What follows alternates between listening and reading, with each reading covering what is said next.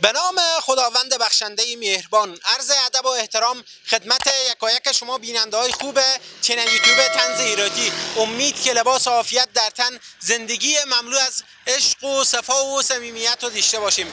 بیننده های عزیز، اینجا افغانستان زیبا، گوشه ای از این جغرافیای دوست داشتنی، هرات، ولسوالی پشتون زرغون، قریه شاهآباد. گفتیم بیایم که از مردم شاهآباد احوالی بپرسیم و همینطور ببینیم که کاروبار به قریه شاهآباد چیه و مردم روزگار رو چی رقم میگذرانم. پس تا پایان برنامه با ما همراه باشید. عزیز دلی که تازه به جمع خانواده طنز ایراتی پیوستید و تا حالا چینل رو سابسکرایب نکردید، لطفاً دکمه سابسکرایب رو بزنید. برای بازپخش بیشتر ویدیو لایک فراموش نکنید و همینطور کامنت نظر، پیشنهاد و انتقاد در قسمت روابط عمومی با ما به اشتراک بگذارید. تا پایان برنامه با ما همراه باشید.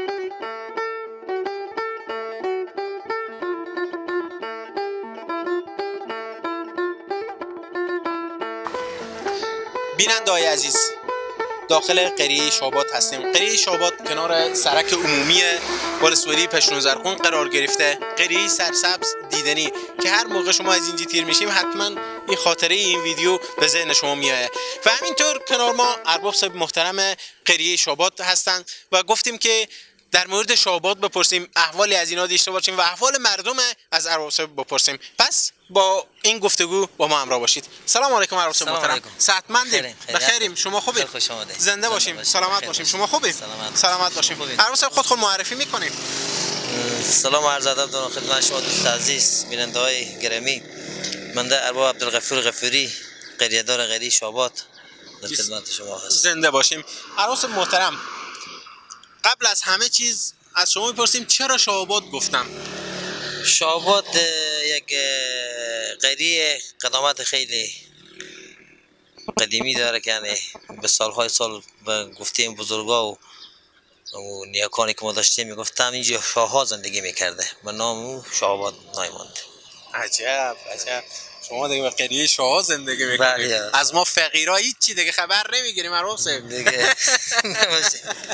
چرا دیگه یک چیزی که واقعیت ما 100% حتما گفته نمیتونه که این شاهها زندگی، چون از نیاکان و بزرگا که ما میتپرسه همین رقم بمونده گفتم این قریه بوده که شاههای زمان قبل یا به این مسیر اینجا بوده باش میکردن یا اینجا یک توقف داشتن با نام مونده شاهآباد. اگر بوده باش میکردم اینجا اماکن تاریخی هم داره که از قدیم اینجا باشه، مثلا بالاتر از سن شما یا مثلا تو پدر بزرگ شما پدر بزرگ باشه؟ بله چرا ما همینجا خود ما این منطقه که نشیمندیم قلیه به نام قلیه قریه شاهآباد که حدوداً 200 سال 250 سال مسجد جنا قدامت داره. دیگه قلیه به نام قلیه رنگریزها میگفتن که اون قدام زمان قدیم اینجا رنگریزها کسانی بوده که همین نخوا بوده چی بوده اینا رنگریزی میکردن. دیگه قلای است ولی دیگه حوضای داره، حوض به نام خشتی میگن، بود خشتی پخت قدیمی که خیلی قدامت داره. بله دیگه قلای دیگه همه از قدیمه که تاریخان بالای 60 70 سال 100 سال بله بیشتر از 200 سال. بسیار عالی. بیننده حتما تصویری از اونجا هم ثبت میکنیم و برای شما به اشتراک میگذاریم. عروس محترم، چی کاروبار داریم شما؟ ما خود شخصا که هستم به بازارم دکان دارم، دکان تعمیرات موبایل فروشی در پهلوی کشاورزی هم دارم. در پهلوی ارباب قریه شاهآباد که هستم نماینده کل ارباب صاحبای پشت زرغون هم هستم. بسیار عالی. دیگه در پهلوی بخش امریت ورزشی ولسوالی هم دوشمه. بسیار بنده است و خدمت جوانان و ملت هستیم. زنده باشیم. ارباب صاحب دیگه بامونده کلا دیگه شغلار بگرفتیم ما هیچ چی دیگه ما بریم دیگه کلا. نه دیگه اینا نباشه. هدف شغلی که ما داریم اینا هیچ کدام منافی شخصی به ما نداره. هدف خدمت و خدمت جامعه هستیم. بله. بیستون ما باشه ما خدمت جامعه خواهیم. بسیار عالی. ارباب صاحب ایام عید گذشت، یعنی سوم عید تیر شد دیگه. چی رقم تیر شد عید؟ عید خوبی بود خدا رو شکر. بله. تفاوت عید امسال با سالهای قبل چیه؟ تفاوت ولا کدوم چندان ندیدیم. ما کمی مشکلات اقتصادی مردم چون خشکسالی میتونیم چند سالها امنیت امنیت خوب بود، فقط این مشکلات اقتصادی مردم کمی مشکل ساز است به ملت دیگه خدا مشکل کنه. دوربین در خدمت شما نه. از اینجی اولادای ما و شما چه خارج کشورم و چه داخل کشور گوشه گوشه ای از این کره خاکی زندگی میکنم، ما و شما رو میبینم. چه گفتنی داریم برای این اولادای ما؟ ما به اولاد چه کسانی که در داخل هم و چه کسانی که در خارج هم در قدم برکت سلامتی و خرسندی و خوشحالی نماییم. قدم بعدی توصیه میکنه که در تمام عرصه‌های زندگی کوشش کنم، چه در بخش علمی، فرهنگی، چه اقتصادی، کار شاقه، یک دستاورد داشته باشم و به چیزی که دارم قناعت کنم و کوشا باشم به کار زندگی که دارم. کسانی که مهاجرم چه گفتن؟ کسانی که مهاجرم کوشش کنن که صدها سال مهاجر باشن، باید پس برگردن به کشور خود به می خاک. ما واقعیت زمینه ما مساعد بوده که مهاجر شیم و مسافر شیم به کشور هجرت کنه، ولی بنابراین به خاطر این بازم به می خاک مال کشور اون بعد اگر خوشحالی اگر مشکلات اقتصادی پیش می سر مردم او باران و سر خلق به قول وطنی ما شما بله خدا رو شکر تیر میشه یا کم یا بیش همینجی باشم. بهترین کارم اینه که همینجی باشم دیگه، همین زندگی کنم و باشه. هر چی که با جای دیگه از کشور دیگه از ما اگر چه آبادی کنیم خونه دیگه از آباد کنیم. واقعا نمیتونه.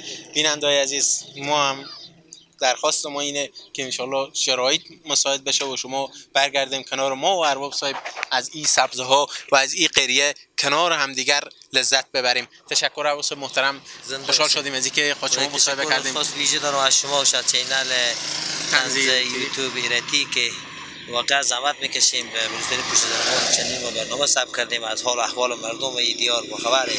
سلامت باشیم، مردم رو میرسونیم. ما خیلی از شما تشکر. زنده باشیم، سلامت باشیم. ما انجام وظیفه کردیم. تشکر از شما. سلامت باشیم، خوب و خوش باشیم.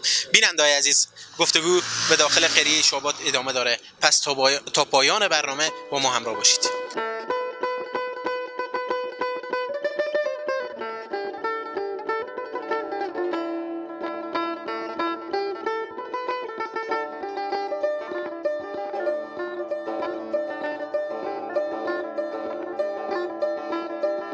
بیننده‌های عزیز، اینجا قریه شاباد دوست داشتنی. حتما از این را عبور میکنیم و این خاطرات بیاد شما میایه. خیلی قریه سرسبز، قریه‌ای که مردمی با اخلاق خیلی خیلی خوب. واقعا یعنی حیفه که اگر بیایم اینجا یک سلام علیکی با مردم اینجا هم نداشته باشیم. اعضای این قریه کنار ما هم که همین دکانداری دارم. با یکی از دکاندارا احوال پرسی میکنیم، میبینیم که دم عید به قریه شاباد دکاندارای عزیز چی کار کردم. واقعا دست از کدو قسمت بیرو کردم. گفتگو بیشتر خود اینو ادامه میدیم، شما با ما همراه باشید. سلام علیکم. چی حال داریم؟ صحتمندیم، بخیریم، سلامتیم. شما خوبیم؟ سلامت باشیم، زنده باشیم. شما خود معرفی میکنیم؟ عبدالحمید کریمی فرزند عبدالحکیم. بله. لو عبدالحمید دکانداری داریم دیگه. بله. دم عید بود، مشتری زیاد بود. دستار از کدو قسمت دقیقا شما بیرون میکردیم؟ دیگه بستگی داشته به مشتریای باشه. بله. یعنی متفاوت بود دیگه، یکی آرنج و یکی شونا و یکی فلان. همینطور دیگه. بله. اگه دل شما مشتریای چربتر بیدی، چاختر بیدی، از شونا و پهلو، اگه باز آدما غریبتر بیدی میته یک بنده کلیک از ما فقط همین چوقی و شکم و اینایه. اینا دیگه نیه دیگه، چوقی پول نیه. فکر نکنید آدم که چاق باشه پول حتما هست. بعد چی رقم جریان دکانداری به قریه شاباد خوب میچرخه نمیچرخه؟ خوب الحمدلله، به خاطر که از اطراف به این منطقه خیلی میایم، چونی بر ما بیابون داریم، روستاهای خیلی کلان داریم. این طرف رود روستاهای زیاد از بر میایم داخل شاباد. شاباد هم چند تا دیکونای داره که هر وسیله داره. الحمدلله خوبه برسیده، شکر. بسیار عالی. شما کنار سرک عمومی پشتون زرغون زندگی میکنیم و همینجی دکان داریم. بله. طوری اتفاق افتاده که شما اینجا مشتری بیاماده؟ بله. خانواده یا کسی خودی همراه بوده یا اصلا کلا تنها بوده، بعد از منطقه‌های بالا بوده یا اصلا از اوبی، چشتی شریف، منطقه‌های دیگه ولسوالی‌های دیگه بوده، گفته که پول ندارم، خریدم انجام داده، چند قلم خرید، گفته پول ندارم. شما به او چی واکنشی نشون دادیم؟ خب ما کسی که نشناسیم واقعا نمیتونیم بزرگ بدیم، چون که کنار راه هر دم هر صد مردم تیر میشن. اگر یک کسی یک دمی گفته ما پول ندارم به من لتر تلی بدین، بزرگ تلی مو دادین که دقیقاً همین مسیری برسه. بله ها، یعنی این کار بو شده فراوون. چون که نگفتین که پول نداری برو پیاده برو موتور خو به دست. نه الحمدلله با مردم ثابته که ما کار مردم راه انداختن. نشکر. این کسی که مثلا باز تیل از شما گرفته طوری هم شده که رفته دوباره پول نیاورده؟ خیلی ها شده ولی ها نیامد. کسی هم بوده برگشته؟ بله ها بیامده. فرض مثال گفتم من بچی فلونی از فلان جا فلونی میشناسم، ما به اعتبار روزی بود دادیم سعی کردیم که دروغ گفته به معلم ته برفته دیگه. واقعا این نامردیه دیگه. شما وقتی اعتماد میکنیم اعتماد شما رو میشکنه. دیدین که زن خود سواره یا بچی داره یا هوا گرم بوده، واقعا دیدین جوان مشکلات داره، گفتیم باشه اندازه کار راه اندازین راه انداختیم برفته دیگه. بعضی هم بیامدم همه تا نشدم. بسیار عالی. یکی همینطور شده، چند تایی همینطور شده. کنار دکانداری دیگه چی شغلی داریم؟ معلمم، وظیفه رسمی معلمی. معلم هم هستیم پس. هیچی دیگه. من بیننده‌های عزیز اینقدر خاطره دارم از معلم صاحب.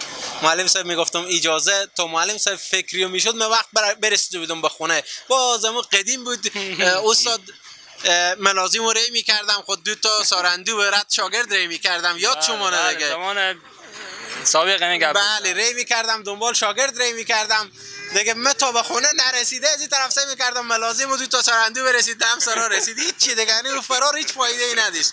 بله ها سابق جالب ترین خاطره ای که شما از معلمی داریم چیه؟ والا معلمی که خیلی خاطره داره تا جایی که جا داره. یک روز به سرسم بدم شاگردا گفتم کی یک فکری داره بگه. بله. هم یکی از شاگردا استاد شد گفت ما فرض مثال برسیم کو وقتی می اومدیم ما گفته را کفتر گرفتیم یا کوک گرفتیم گفتم دیگه گو خلاص شد. و من خیلی خوش گذشت این خاطره. زیادم خندیدیم. همین من مقصر شاید دیگه چی بگه سه کردن گفت خلاص شد. خلاص شد. همین کفتر گرفتیم. کوک گرفتیم خلاص. واقعا هم حالا یک چیز امیر ما گفتیم شاید جالب ترین خاطره بوده برای اون شاگرد شما که همون کفتر رو گرفتم تو به یک شغلی. دیگه همین تا خوشحال بود تا جایی که جا داره. بسیار عالی. استاد این دوربین به خدمت شما نه. بیننده‌های زیادی از گوشه گوشه دنیا شما رو می‌بینم، چه کسایی که داخل کشورم و چه کسایی که به هجرت به سر میبرم و خارج از کشورم. چه گفتنی داریم من حیث یک استاد؟ توصیه به تمام برادرای افغانستان و کشورها بعضی ها اینه که دنبال علم بگیرم، تحصیل ادامه دم، چون طفل افغان به علم نیاز داره، به سواد نیاز داره. باید امو پدر، مادر، اقوام، فامیل، پسر که یتیم بزاعت ارث حمایه کنم، تشویق کنم به نوع بالاخره باید سواد بیاموزانم، چون طفل افغان یا مرد افغان از سواد هیچ بهره نبرده، علم مقدر ندارم. بعضی ها بالاخره توصیه اینه که حمایه کنم دوستا و برادرها اولادها را. برای بچه‌هایی که خارج از کشورم چی؟ برای بیایم افغانستان بسازم، علم بیاموزم. بله. تشکر از شما استاد. لذت بردیم از مصاحبه با شما. خوب و خوش باشیم، صحتمند باشیم، زنده باشیم، سلامت باشیم. زنده باشیم، سلامت باشیم. بیننده‌های عزیز اینجا قریه شاباد بود. استاد کنار ما بودم، توصیه‌ها، گفتنی‌ها و خاطراتی داشتم. پس گفتگوی ادامه داره به قریه شاباد. تا پایان برنامه با ما همراه باشید.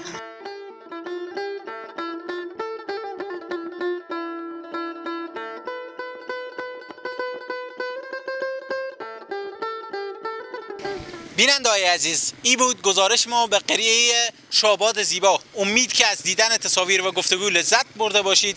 به پایان برنامه رسیدیم. شما تا برنامه و گزارش دیگر به خدای پاک میسپاریم. قبل از او شما بیننده‌ای که تازه به جمع خانواده طنز ایراتی پیوستید و تا حالا چینل رو سابسکرایب نکردید لطفاً دکمه سابسکرایب رو بزنید. برای بازپخش بیشتر ویدیو لایک فراموش نکنید. همینطور کامنت، نظر، پیشنهاد و انتقاد در قسمت روابط عمومی با ما به اشتراک بگذارید. تا گزارش بعد بدرود.